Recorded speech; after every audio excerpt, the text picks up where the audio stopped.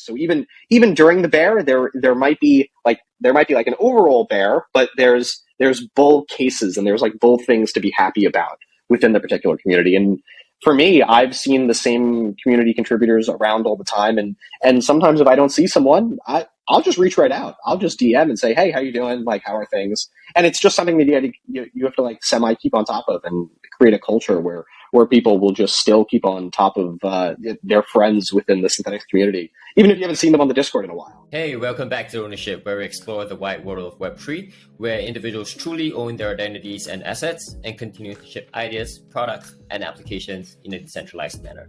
James, who do you have on today? Yeah, so really excited to get episode 2 kicked off. We've got Matt, who's the comms lead and ambassador at Synthetix, and we've got En, who's the head of community at Wonder. I think both articulated themselves really well, showcased the benefits of community and how important that is in DAOs, DeFi, and projects in general. So yeah, I'm really excited to kick this off, and I hope everyone enjoys it. Yeah, let's jump right in. Alongside James, my co-host, today's chat is going to be around community growth in the bear market, and we're super excited to bring on Matt, an ambassador council member at Synthetix, and En, the head of community for Wonderverse and a Joke DAO maxi. So Matt, En, and James, can you guys give a quick intro about yourselves and a quick TLDR about the protocols that you guys work on? Yeah, happy to hop in first on my side. Yeah, so I'm Matt. I am the communications lead over at Synthetix, and I also serve on the SNX Ambassador Council. A little bit about me, a little bit about my start in DeFi. Been in the space a very long time. Been in crypto probably since like 2014, 2015. I always like to say that I could be a lot richer than I am right now, but I am not. So it's always my little joke I like to throw in there. But got into DeFi probably like a year or so before DeFi summer. I still have some of my old messages with like Andre and Mitch, like long before governance tokens were out and like, all this like fun, crazy stuff that we all think of right now. I was probably in those days of DeFi when the coolest thing you could do is use Yearn and Curve at the same time. We're like, oh my God, look, we can have these yield aggregating lending protocols, but we can also LP. Like, wow, this is revolutionary. Damn, yeah. And I got hooked, right? And really, I got super hooked. Like my intro to Synthetix was on Synthetix's yield farming, right? Like how they had used Curve and like revolutionized yield farming. And then from there, I got super hooked on the Synthetix ecosystem and everything that's being built over there. And this is like really pertinent to the conversation we're having right now. But the way that I got hired by Synthetix is I was hired directly from the community. I was someone who was contributing on Twitter and Discord and, pretty much just like filling a gap that I saw the Synthetix community had. And then I was hired to come in and do communications. And now I've got a pretty wide net that goes from communications, marketing, some biz dev and partnerships. There's always something to do within the DAOs. But yeah, that's a bit about me. What is Synthetix? That question and the answer to it has changed a lot over these past couple of years. Synthetix originally started as this stablecoin protocol called Haven years ago, long before my involvement. And Synthetix has transitioned a couple times. The second transition when Synthetix became Synthetix was to actually go to this more user-facing spot synth protocol.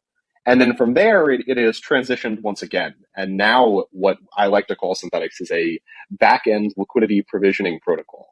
And I know that's a lot of words, but really what that means is that Synthetix works on perfecting the liquidity provisioning side of things.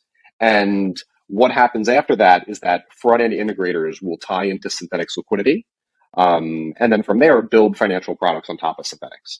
So really, Synthetix is this permissionless backend that builds, you have things like spot synths, you have things like Synthetix perps. And then from there, you have front ends like Quenta will build on top of Synthetix perps to have a trading front end, or Decentrix will build on top of Synthetix perps. Or you'll have someone like Lyra that will build on top of spot synths to build an options trading protocol. And then Polynomial, who will build on top of Lyra to do these automated option strategies. And there's so many more protocols that have either spun out of a Synthetix idea or have some sort of connection to the ecosystem. But it's a very wide net. It's transitioned many times. And there's many things I'd love to talk about for Synthetix, but this is this is a community focused call. So yeah, that's my little intro on myself and on Synthetix. Happy to kick it over. Hey, yeah, so N, pronouns are they, them, and I'm head of community at Wonder, as was stated. My Web3 journey, at that point, it wasn't called Web3, but my crypto journey, I guess, begun late 2019, early 2020. And actually, I got in through DeFi. So, Matt, you're in good company. I was pretty early in the Salo DeFi ecosystem because at that point, I couldn't afford ETH L1 gas prices. I was priced out. I was like, oh, so let me go explore the other L1s. But anyway, so that was kind of where I started. I just fell in love with Web3 crypto from the start. I found it so compelling. I found it to be the future. And just kind of try to figure out like, how can I participate, right? How can I be in the space? Before I went into Web3, I was actually a chemist. So I worked in organic and analytical chemistry for about 5 years, graduated 2017 with a degree in chemistry. And, I was just like, I don't know, like what's transferable. And chemistry didn't have this community manager thing. So it was the first time I'd heard of it, but I had been doing community management my whole life. I had been involved in a lot of different, activist spaces and organizing spaces. So, I felt very comfortable at home in connecting with people and making meaningful connections, either around a product, around an idea. So, I got a certification in community management from ComStor, and then, was building this one community called Web3 Baddies, which was a DI-focused Web3 community about onboarding marginalized folks or people who were kind of to the margins of Web3. And that was a highly successful community. A lot of those people, actually, one of the co-founders of JokeDAO was in Web3 Baddies, Sean. Shout out to Sean. But yeah, so a lot of that community kind of had a lot of prolific people in it, and kind of led to a lot of people being in other prolific roles. So then I was actually scouted from that community by Andros and Adam as the first community person over at Wonder. So similar to your story, Matt, I was just involved, right? I was passionate and I cared about Web3. And then I got an opportunity through that. So I've been at Wonder for a year and a half. Now, what is Wonder? How I describe Wonder is the place where Web3 goes to work. I think we've kind of realized that Discord is not the best at leading to premier organizational competence for DAOs or Web3 organizations. So Wonder's hoping to fill that gap where people can go have a quiet environment where they get their work done, they can assign things to different people, and also have an environment that allows for one-to-one and one-to-many type of connections, where something like Notion really doesn't. And we know in the DAO space how important it is and how many people are, I like to say polyamorous in DAOs, right? How they are part of many DAOs, not just one. So Wonder is a tool that allows people to be in many things, and all the things they're in, if they're assigned tasks, it aggregates those together for our users. So yeah, place where everything goes to work, project management, organizational competence tool. So yeah, that's Wonder. And then other things I'm involved in, JokeDAO Maxi, of course, is in my Twitter bio. I'm also big into Kernel. I was a Kernel Block 3 alum. And, Wonder was just recently in Seed Club's Accelerator 5. So I'm in the Seed Club community as well. And there's so many other projects I just love. Off the top of my head, Guild and Reka are incredible. So yeah, I'm involved in a lot of different things. And I just, I'm a big Web3 shiller. That sounds awesome. I don't think I can compete with anywhere near what you two have done thus far. It's super exciting to see your journeys. I guess really briefly on me, I'm the community lead at the DYDX Foundation. We're a not-for-profit foundation headquartered in Zug. We're essentially kind of the role of us is to drive growth, adoption, and I guess community-led growth and adoption of the DYDX protocol and growth of the ecosystem.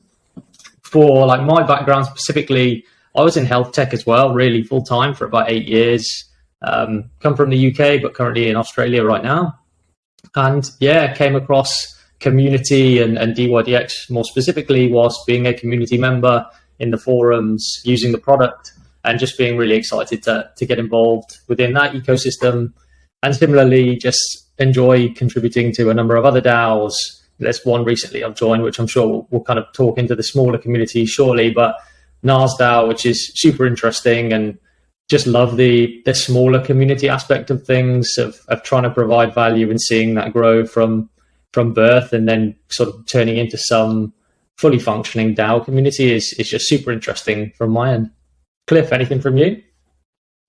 Yeah, I mean, I am previously from the tech space, so never been a technical person, but worked in product, worked in sales, worked in marketing, and currently work in governance over at the DYDX Foundation.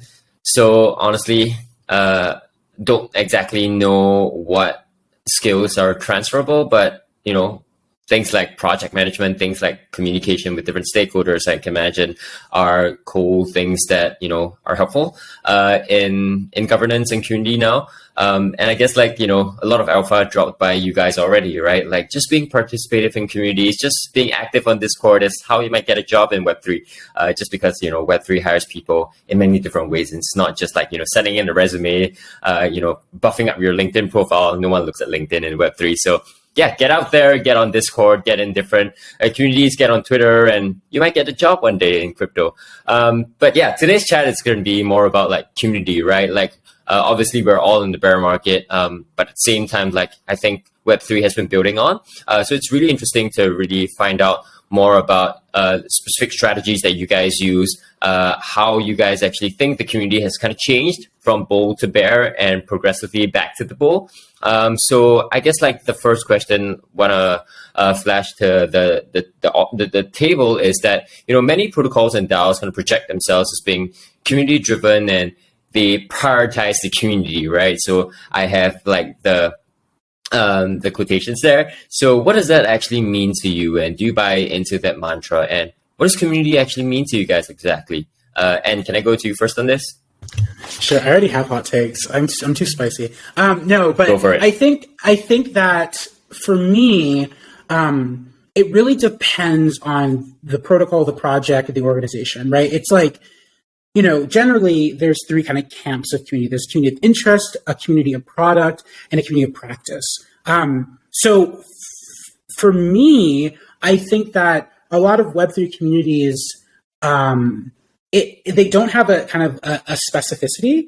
And I think in that lack of specificity, they don't know where the community exists as stakeholders, right? So something I've been doing at Wonder for the almost year and a half I've been there is like really trying to understand like where does the community fit into the growth and the vision of Wonder.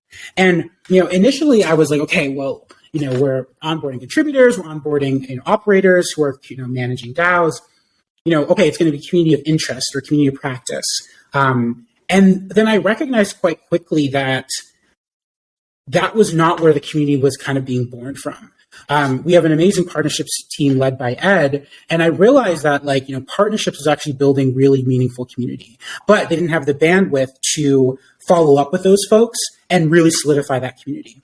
So, I think about a year in, I realized I had to pivot to this community of product where really the community was going to be about, what are the users of the product, or customers, what are they going to be, needing? What are they interested in learning about? Where do they want to grow as operators of DAOs? And I think that for me, that was where it's starting to sing.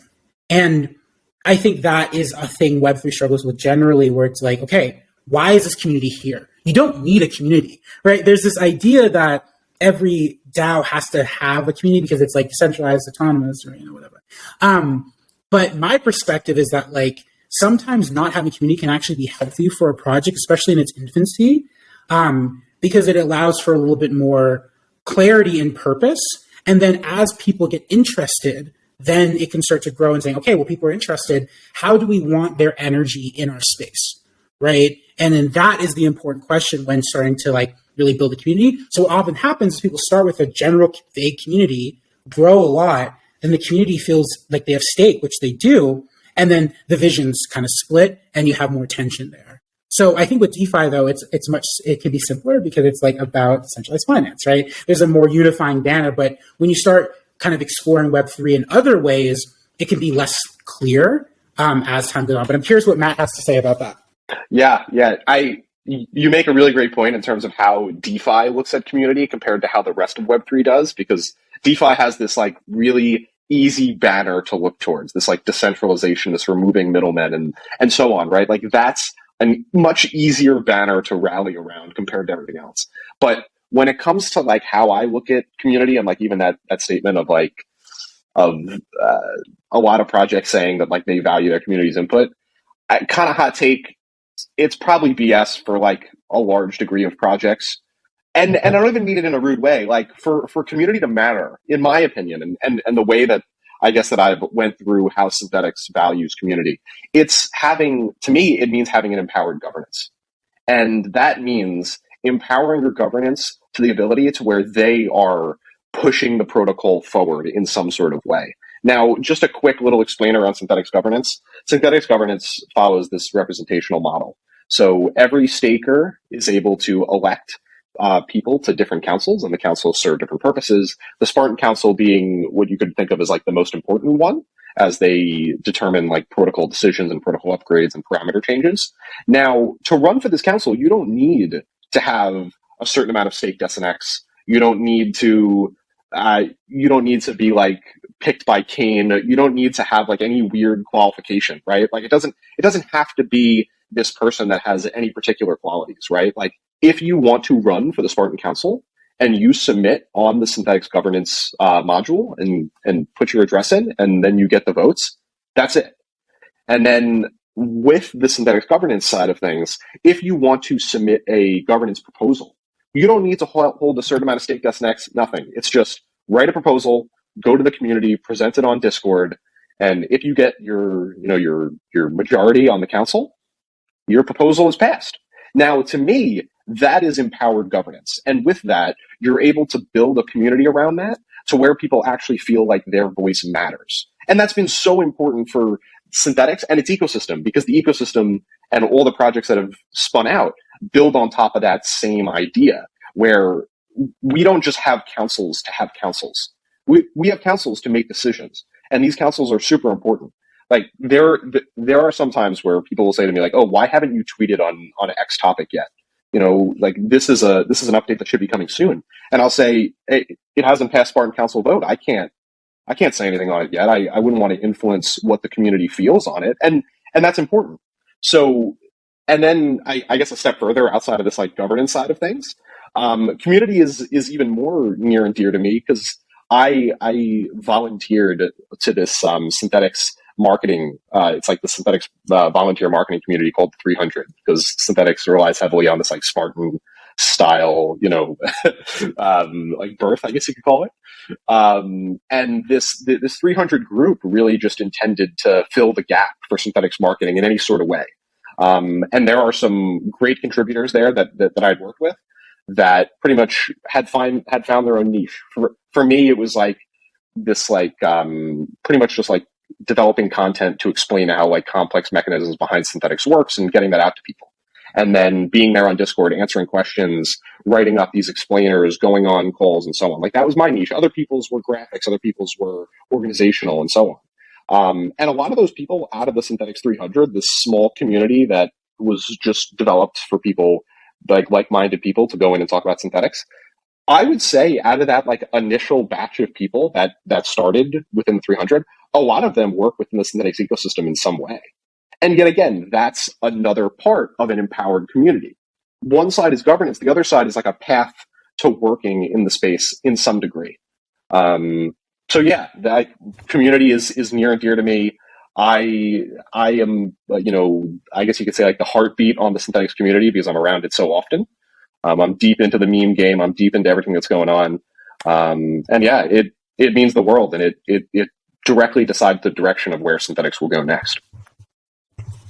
And if I could add something, I think that a problem I see with a lot of governance and community is it becomes plutocratic, right? Like I know like, they talk about like on-chain freedom and like all this stuff, but like when you have a token that is representational of some amount of like, monetary value, right, on like kind of the free market, Uniswap free market, whatever you call it, you start to have capital become the microphone again. And I think that that's something I have seen very few people contend with in a meaningful way.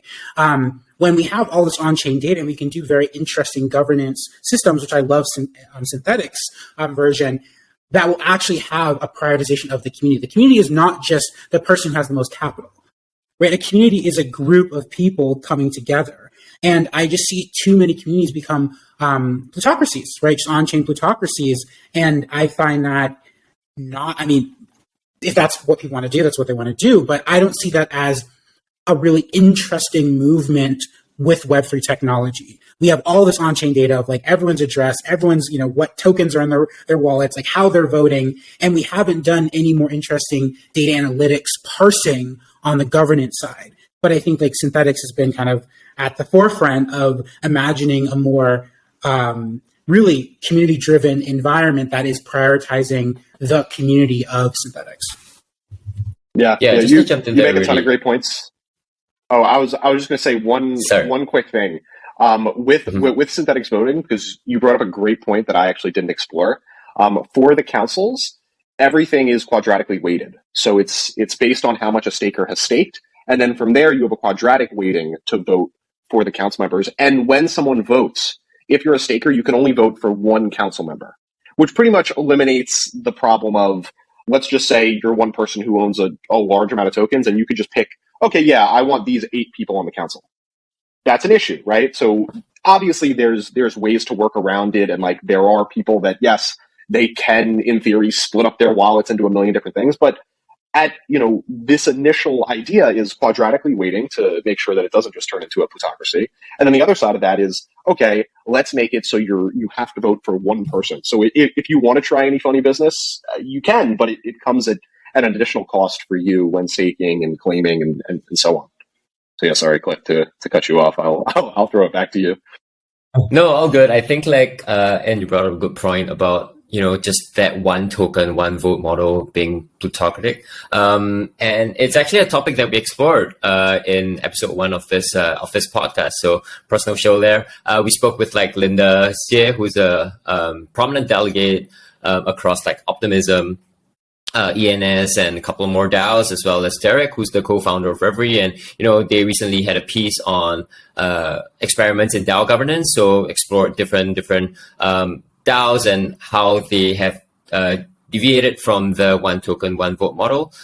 So yeah, I think obviously we need to see a lot more innovation come out of the space. We can't let capital just run Web3, because obviously not all community members are just financially capable of having their says be amplified. So really excited to see what that front kind of brings. But yeah, really wanted to kind of bring the chat back onto the community front. James, what does DYDX's community mean to you, and generally what does community mean to you in a broader sense?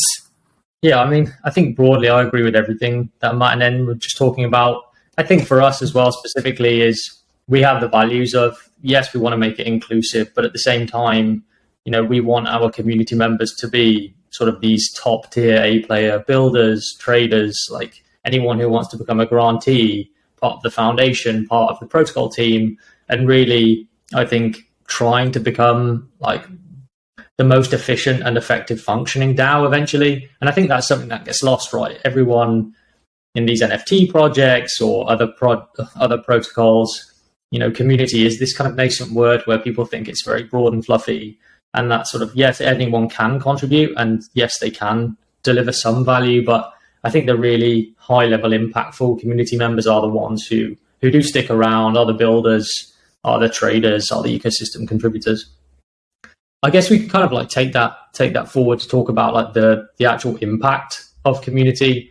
Obviously, from a business standpoint, to the CEO, like Matt was talking about, how do you go about sort of showcasing or quantifying the impact of community? Sort of what measurable factors do you guys think about, and how do you showcase the success of what we're doing in the community? Anyone can go first there. En? Yeah, I can go. So I think that for me, coming from a very technical field, I think community was very hard in the beginning for me, because I was okay, what is the true value? And that has been just a professional exploration at my time at Wonder, right? And I think what I've settled on, and Ed, our head of product, says you're either building a product or you're in sales.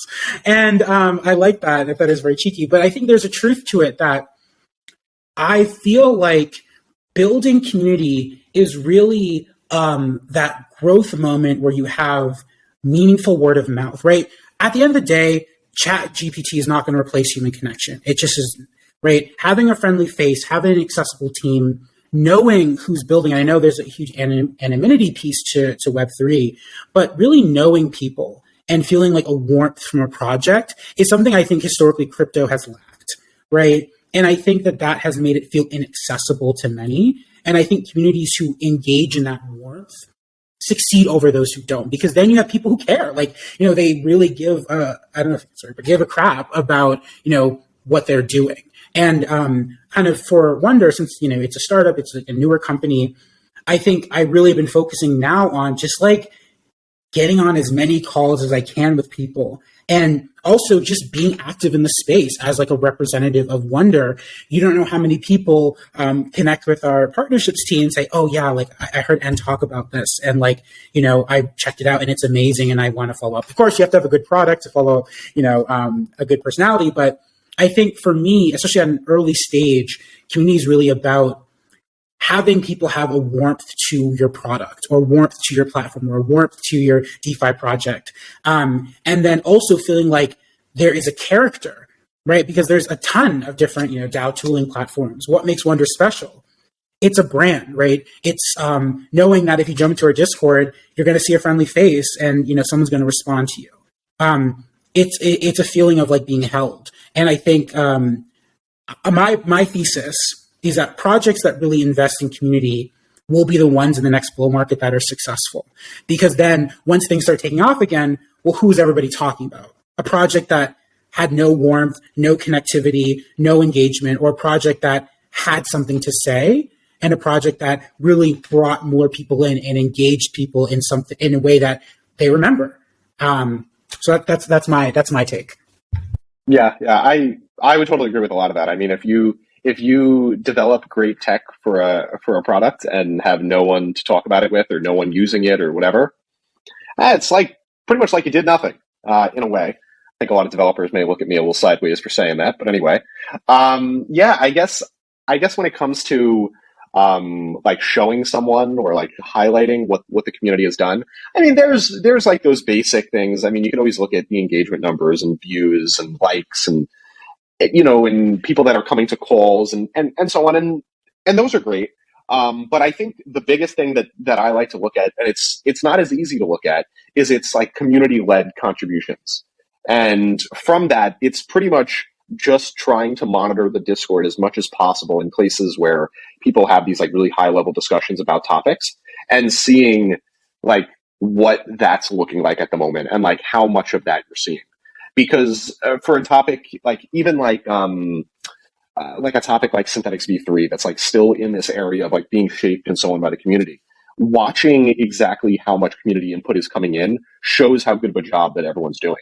Because pretty much all that means at the end of the day is you've made this warm community where people feel comfortable enough to come in and ask these very intricate questions. Sometimes you could come in and feel stupid about your question, right? Like your question might seem very rudimentary, but people will come in and answer it and have no problem with it. We have many volunteer people on the Discord. We call them guardians, yet again, like a Spartan sort of, so like leaning on this whole Spartan branding.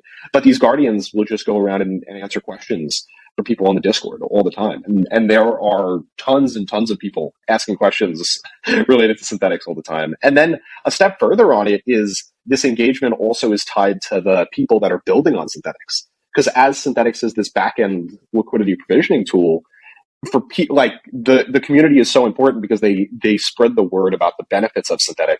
And then from there, you can measure how the integrators are doing, and how, this perps trading front end is doing, how this options trading protocol is doing. And then from there, you pretty much see, is the community helping to spread the word about these things? And if they are, great. If not, what is not being done to help that? Or like, what is wrong? And then from there, you can gauge things. But yet again, like, I don't think I've ever had to go to someone at Synthetix. I mean, there's no CEO for me to go to anyway. There's none of these people for me to go to, right? But like, I don't think anyone has ever asked questions about like, oh, the community doesn't really seem to be doing enough. It just hasn't really been an issue. And I think that's also Synthetix is a bit of a mature DeFi protocol at this point. But even then, I've never faced questions of like, oh, they're not doing enough or blah, blah, blah. So Yeah, I mean, there's definitely a lot on this point though, but that's my side of things. Nice, appreciate it. I think like, in bullish times, obviously everyone's merry and jolly and everyone wants to be part of a community or part of different communities to join in the hype and potentially get some alpha in the next bull trade or the next like 20x project, right? But when the bear market hits, when the pain comes, I can imagine that there might be a huge churn when it comes to the number of community members, the number of community events, etc. So I think something that many protocols kind of subscribe to in the bear market is that we kind of build on. And this can be seen in the consistent increase in number of monthly active developers, right? In fact, I was just reading a report from Jump Capital yesterday and kind of showed that the monthly active developers grew 5% year over year, despite a 70+% decline in prices. So we're seeing record highs in the number of developers and code commits. So I wonder what it's like on the community side of things. Generally, what's it like in the bear, and what have you guys been doing to kind of like maintain or even grow the community during this market? James, can I go to you first on this? Yeah, it's a good question. I think, for DeFi specifically, and I think for the DYDX community more broadly, I think over the last few months, probably the last 6 months, since a lot of the drama that's happened with centralized exchanges, generally people have been more interested in joining the community, being involved with DYDX. I think one thing that we had an ambassador program that was started last year, probably in May time. It was sunsetted in August after kind of a community vote. But it was really, I guess, the initial start to showcase that anyone who's at sort of like grassroots level community can be active and involved. And even though that was sunsetted, it's really interesting to see that actually the majority of them have still stuck around, similarly answering questions, being there as volunteering their services. And I think having a grants program that's run by Reverie currently has been extremely impactful, as a lot of those have actually gone on to claim a grant and provide some value to the ecosystem. And I think lastly, what we found is when there is news that's broke about some topic within the DYDX ecosystem, we found that these kind of volunteer community members are actually there. They are responding on behalf of the team. They understand the context behind it. And I think to En's point, recently a lot of the community members know the team, know who's behind the screen, know who's active in Discord. Even though we're in a trustless world, they do certainly trust the DYDX Foundation and DYDX team. And I think really those foundations have really helped us in this bear market, as naturally kind of engagement and excitement has dropped because token prices have gone down and we're a governance token, obviously. But I think the incentives to are very internally driven in our ecosystem, and we've got some great community members who I think continue to grow week over week. So I think whilst there has been a bear market and it's been quieter, the number of builders, the number of contributors has still remained pretty high. I think talent to a degree is still getting sort of higher, and there are more builders over time.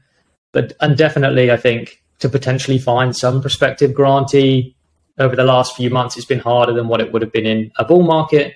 But in general, for our community, it's been great to see that everyone's stuck around and they're still contributing value. What about you, Matt? Yeah. I would say on our side of things, from the Synthetix side, I would say that because the Synthetix community is, you could pretty much say in the side of crypto and DeFi that it's so old. It like these community members have been through so many bull and bear markets, like an insane amount, to the point where the people that are around during the Haven times have been through an insane amount of bull and bear markets on this DeFi side of things. That I think the protocol and the side of the community has really gotten adjusted to the fact that bull or bear, we build, right? Like that's what we'll keep doing at the end of the day, right? And really, it's just continuing to build and optimize for the times that the bull is here, right? And that volumes are high, and you can capture a part of that volume and so on. But yeah, I mean, when it comes to like tracking engagement and such, yeah, I mean, I would totally say that some of the engagement numbers across like Twitter and so on are down. I would expect that the other folks on the call can echo that same side of things. And that to me, like, there's no issue there. I mean, that's to be expected if you're losing large amounts of money when token prices fall and centralized actors do centralized actor things, yeah, I would expect some people to walk away. But at the end of the day, on the synthetic side, we're seeing the largest amount of integrators that we have ever seen before, and we're entering this like really, really exciting period for the protocol, with Synthetix perps and some of the offerings that are coming out, and obviously we're on optimism. So there's this very L2 hype at the moment. And I hope for that hype to continue, but also with that, you ride onto this. So even during the bear, there might be like an overall bear, but there's bull cases and there's like bull things to be happy about within the particular community. And for me, I've seen the same community contributors around all the time, and sometimes if I don't see someone, I'll just reach right out. I'll just DM and say, hey, how you doing? Like, how are things? And it's just something that you have to like semi keep on top of and create a culture where people will just still keep on top of their friends within the Synthetix community, even if you haven't seen them on the Discord in a while. It's a very important thing to continue doing as well. But overall, really have seen, yes, maybe some dips in numbers, but I still see the same amount of craziness and excitement in Synthetix governance and engagement for some of the updates and so on. Yeah, and if I could add, I think for me, something I've seen be a harm to community in Web3 has been its insistence on price. And, I know that a lot of people, especially in the DeFi space, like that's the kind of express point, right? Or something around, market action. But I think if Web3 is going to be kind of a thing that thrives over the next 10 years, we have to build like an industry. And what I mean by that is we have to build a group of people that, and kind of this is what Matt was kind of getting at, that they're not going to go away, right? They're passionate about what this technology can do applied to our world.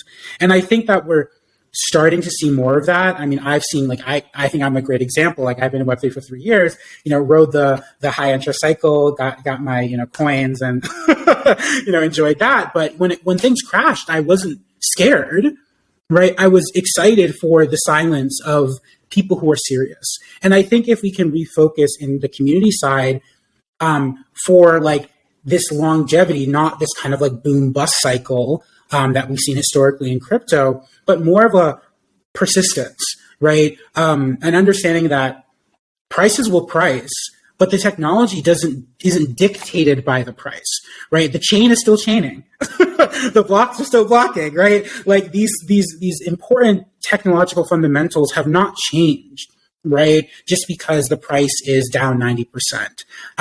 Does that maybe make less opportunities for, capital potentially? But I think it's important on the community end to really try to focus in on, why are you here, right? What is this for? And I love Wonder because I call it the front end to the back end of Web3, right? It's people saying, how can I use this technology to build my dreams or to build an organization that is about something I care about? And I love working with organizations who are using Web3 technology to actualize their dreams on chain. And that makes it easier to build community because it's not like they're there just for a token price to double. They're there to like build something meaningful for the world. And I find that exciting.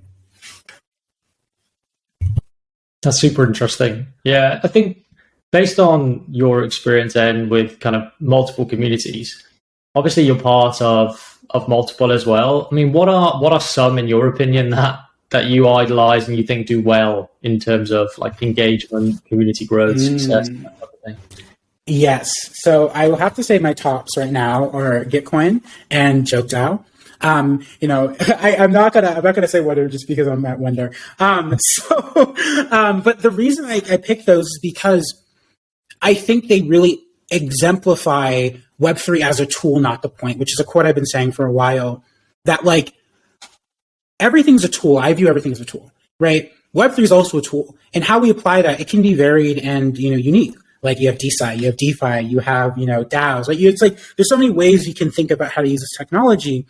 And for me, like JokeDAO and Gitcoin, there's always something compelling happening. And I think the reason I like those communities is because it's similar to Wonder, actually.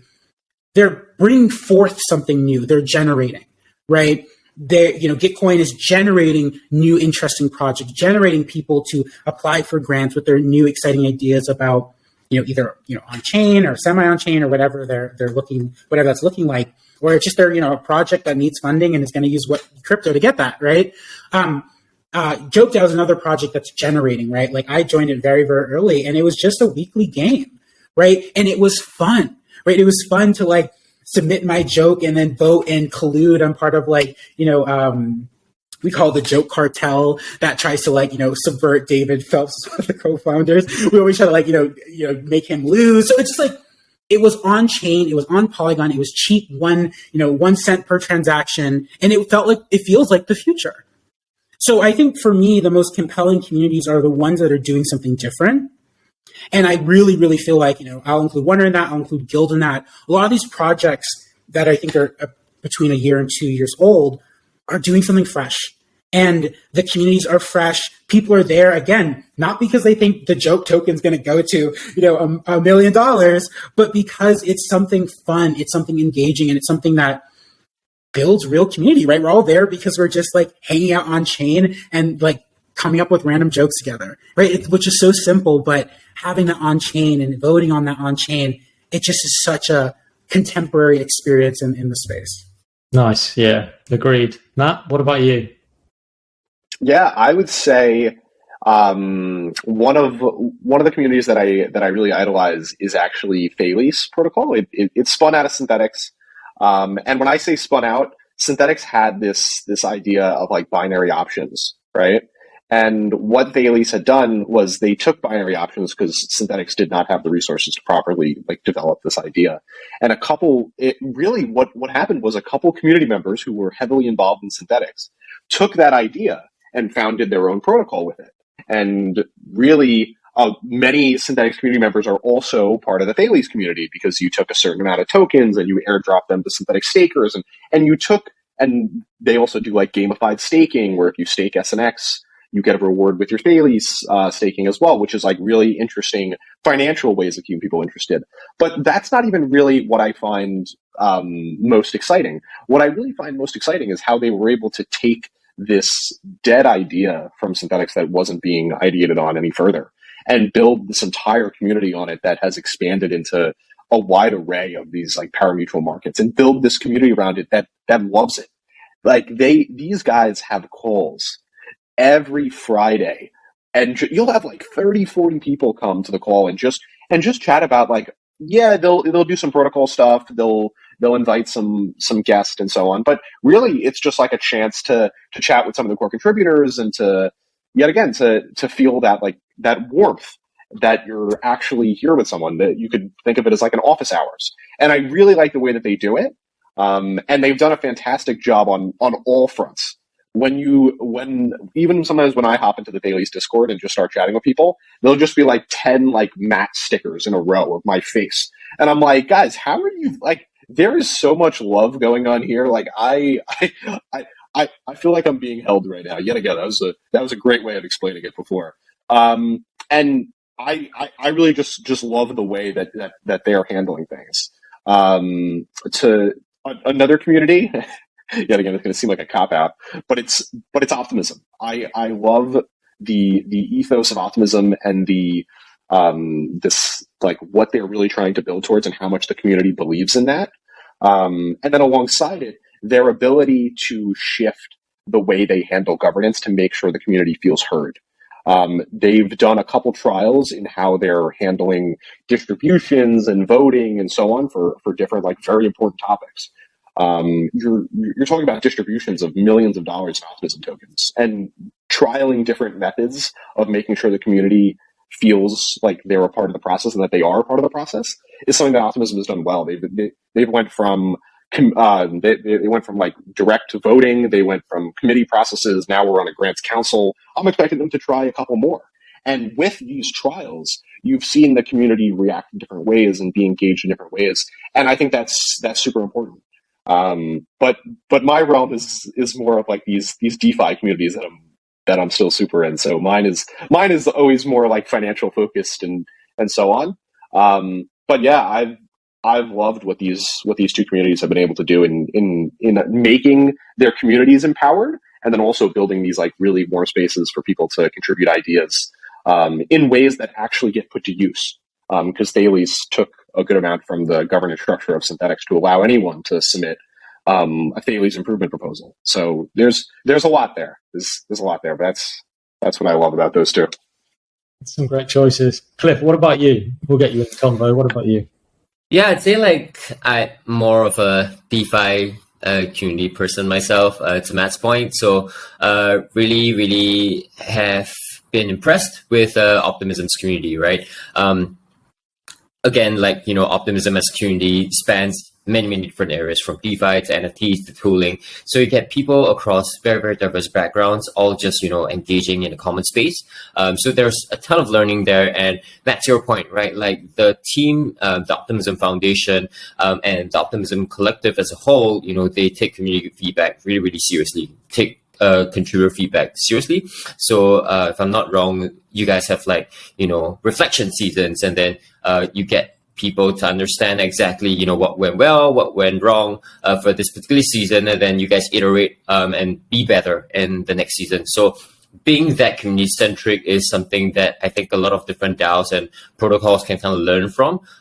Community just isn't a word that you slap on every single Web3 project and say, hey, we're decentralized now. Hey, we're sexy now. Come look at us. Come buy our token, right? So I think like many different protocols and DAOs should look at Optimism as a good reference point. Two other like communities that I am a little bit more like invested in would be like Gitcoin, as well as ENS. I feel like these two are really the protocols that don't, just go on with, oh, we have a great token, oh, we have a great community. They actually practice it. So in particular, obviously, like, and you covered what Gitcoin kind of stands for, the Gitcoin community kind of stands for. But for ENS, I think like it's very clear that, they want to propagate the mission that everyone should own their own identity and it shouldn't be monetizable per se. So I don't know if you guys seen that discussion going around, but like they are on a mission per se to kind of weed out people who buy domains that don't belong to them, right? So ultimately it's all a buyer's game, right? So take, for example, if I buy Amazon.eth, how much my domain is worth is literally how much Amazon is willing to pay me. And if like Amazon decides to lowball me and say that, hey, I'm only going to pay you $1 for it, no one else is going to like outbid you for that particular domain. So I think like, them just being super strong on their mission, then just being super clear on what their community stands for is something that, every other community should kind of index on and learn from. But yeah, that's a little bit about like, on the communities that I kind of look out for. James, what about yourself? Any communities? Oh, sorry, and come in. I was just going to say that I think another thing that we're circling around that I really want to highlight is that having a community takes humility, right? Like you can't think that you know everything if you're going to have a community, because the whole point of community is that it's a conversation with other people, right? Fundamentally, that's what a community is. And I think that for me, kind of as we're moving Wonder to a community product, it's really about me getting on calls and be like, hey, I love that you love Wonder, but what do you hate about Wonder, right? Tell me, tear it to shreds, right? Tell me what your dreams are for Wonder. Tell me what your hopes are. Like, this is not about me, right? This is about you and you using a tool that you feel like makes you sing.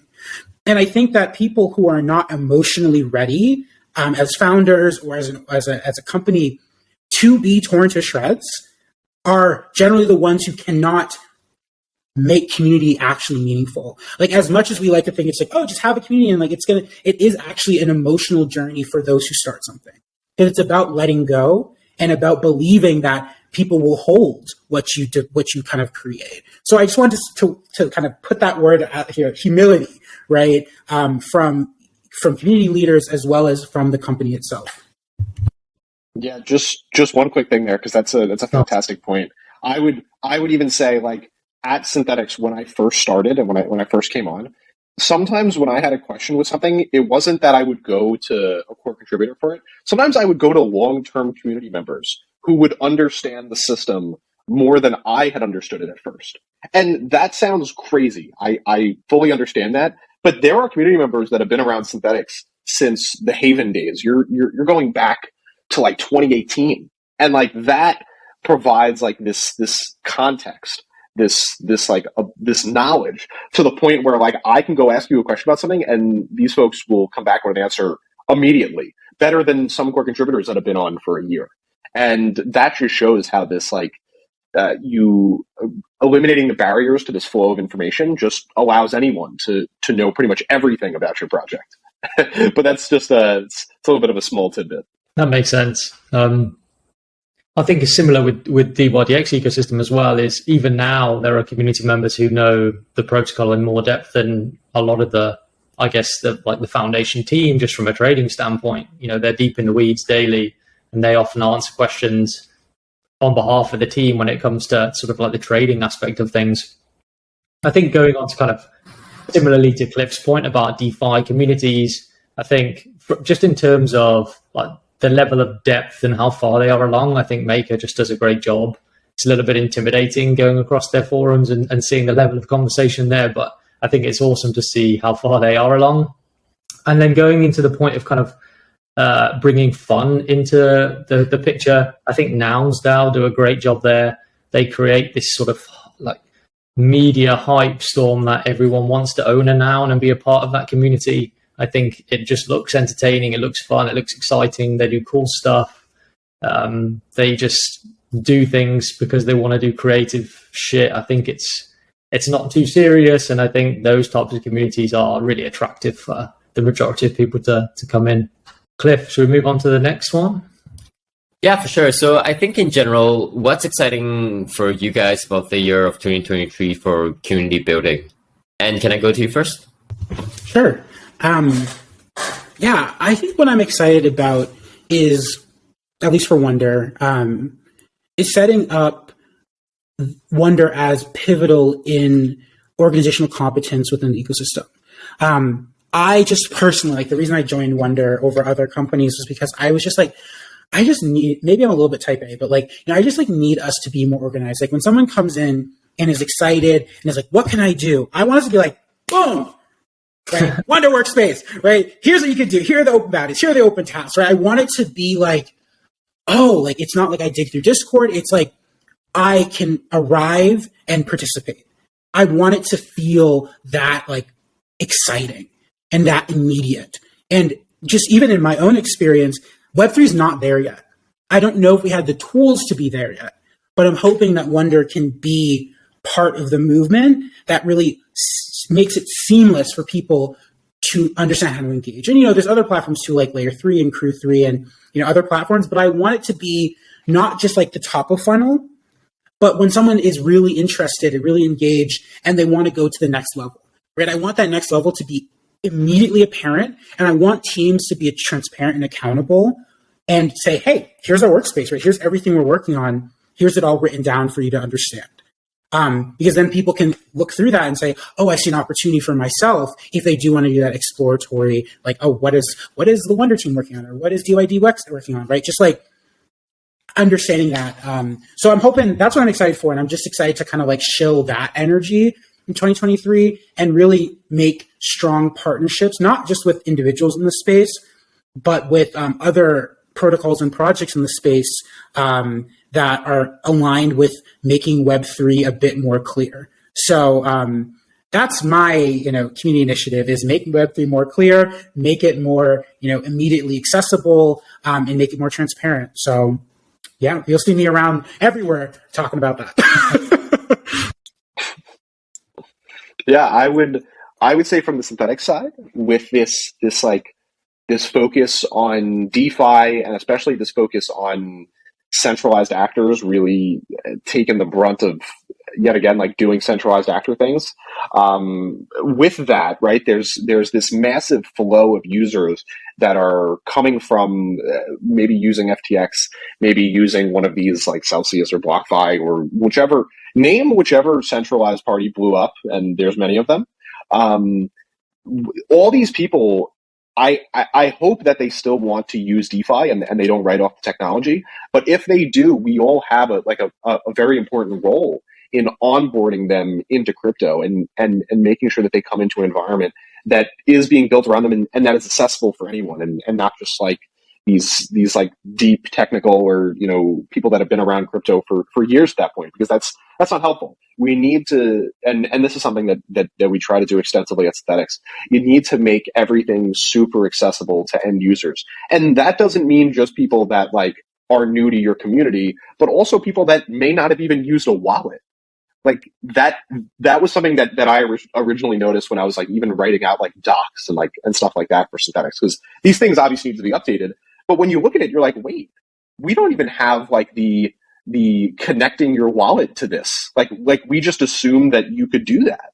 And yes, while that may seem like super basic and it may not even seem important, that's a pretty important thing. Like I went through and just listed out like some top wallets that you could download and how you can connect, right? Because we are going to have, and I hope we have, this large amount of users that are onboarding to DeFi, and we'll see what crypto truly is. Not just numbers go up on a screen and like, I can earn yield from giving my money to a centralized actor who misappropriated it.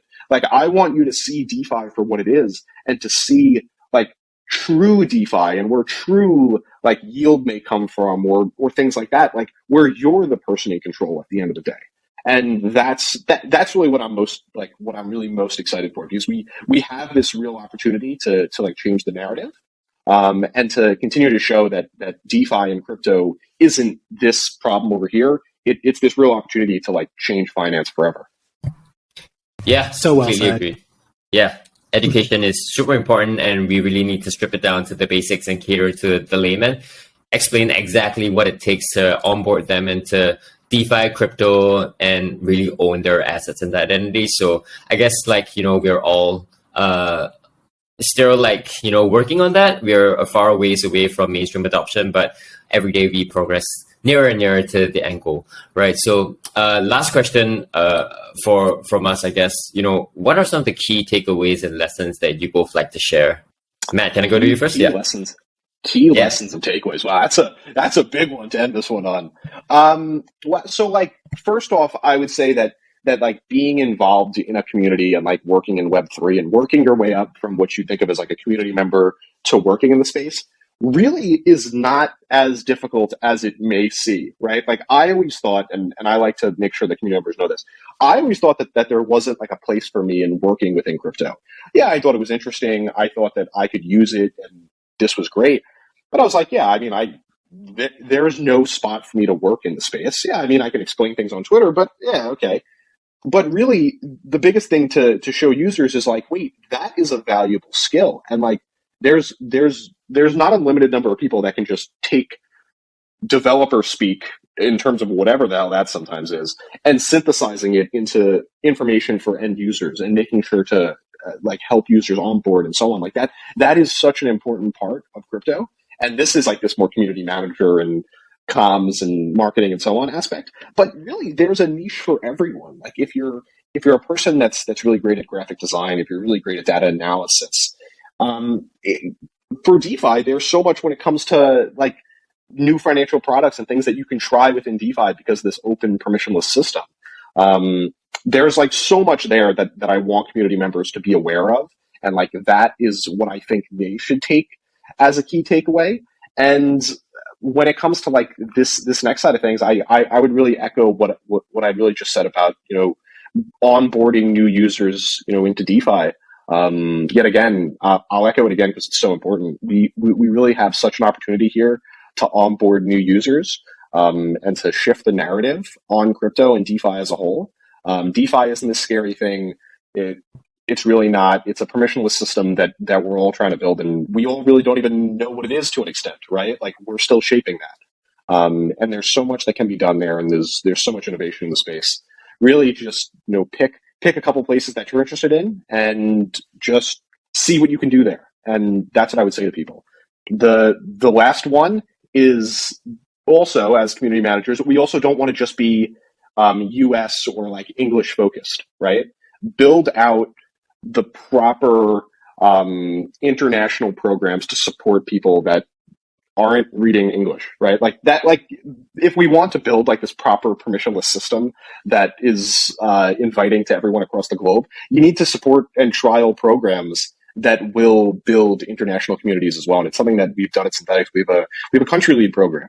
And we have it starts from community members that they're interested, and then from there you'll pretty much manage a country level program where, yeah, like some of the basics of that is like translating some initial SNX documents, but the other of it is like do the same thing that I would do on the official Synthetix account, but build out your own community and find your own way. So I think community managers and comms people and so on across DeFi can take a page from that and build out their international presence to onboard yet again a whole new set of users that weren't using your protocol prior to this, or maybe even using DeFi prior to this.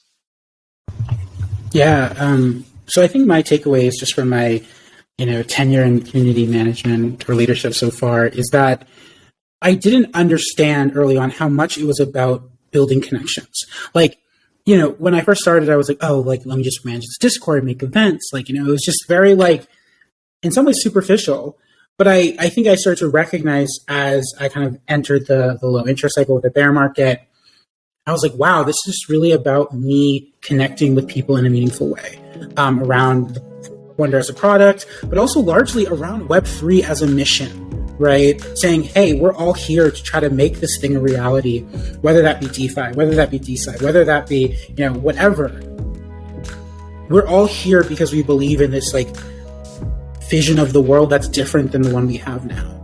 And I think connecting with people around that and then sharing how Wonder can be useful to that mission is where I found massive success. And I think for people interested in getting into like community management, like I just happened upon it. And I think, some people have more of an effort than others, but like Matt was saying, it really is just find where you, like, Web3 is so diverse in all of its different facets. Find what makes your heart happy and participate, right? And it's so cheesy, but it is true that when you participate in something that means something to you, whether that be DeFi, whether that be, Gitcoin ecosystem, whether that be ENS, whatever it is, when you participate in a meaningful way, things come from that. And I think the other big thing, the other takeaway for me is that how do we grow? And that's your point, Matt. Like, how do we acquire more people who are ready to participate in this new world we're building? How do we welcome people in with warmth and empathy and kindness? And that is what I want people who are interested or hear this podcast or whatever, be that person. Right? Be the person that makes Web3, that makes crypto not this like super weird niche thing, but make it about a larger world change. Because that's why I'm here, right? I left chemistry because I didn't feel like I was making a difference. And even though, I'm in Web3 and sometimes I'm like, what am I doing? I feel like I'm progressing a narrative that's critically important for us to understand that we have the power, we have the autonomy, we have the control, and we are valuable. So yeah, that would be my advice to people, is that be that person that makes Web3 accessible for your friends, that makes it interesting and engaging to make your first Rainbow wallet or MetaMask wallet or whatever. So yeah, those are my takeaways. Nice. So there you have it. Find out what you love, find a community and join it. Just be active and participate, and you never know what's going to happen from that. You can contribute in any ways or fashion, right? Web3 is so diverse, and make sure that you cater to a global audience, right? To Matt and Ann's point, because Web3 is not something that's only for English-speaking folks, it's for the world. So yeah, let's close this off. Appreciate you guys, really jumping on. And a short disclaimer to kind of end this episode: none of this has been financial advice. So obviously crypto is risky and you can lose what you put in. So please do your own research. Web3 is young. We're all still really early, and we can't wait to see you own your data, assets, join communities, participate in governance, and continue to ship ideas to promote decentralization. Appreciate it, everyone. See ya.